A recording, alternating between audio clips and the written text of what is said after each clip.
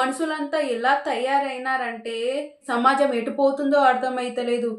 శత్రువులే కొట్టుకొని సస్తున్నారేమో అనుకుంటే రక్త సంబంధం కూడా కొట్టుకొని సస్తున్నారు కదా. ఏం మనుషులు తయారైతున్నారో, మన సమాజం ఎటు వెళ్తుందో అందరూ ఆలోచించాలి. ఒకే కడుపు నుంచి పుట్టిన అన్న తన సొంత చెల్లి 34 సంవత్సరాల లాయర్ స్వప్నను ఆస్తి కోసం చంపించేసినాడు.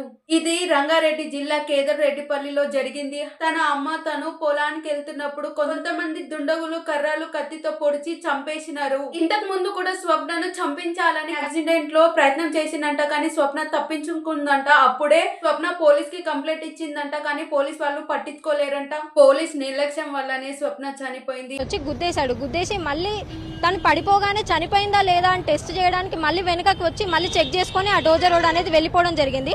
ఈ రోజు మార్నింగ్ పొలం దగ్గర సర్వే చేయించడానికి వెళ్ళిన తనని ఎవరో వచ్చి కత్తితోని గొంతుకు నరికేశారు. ఆ రోజు పోలీస్ వాళ్ళు తనను పట్టించుకొని ప్రొటెక్షన్ కల్పించి ఉంటే ఈ రోజు స్వప్న బ్రతికేది కదా.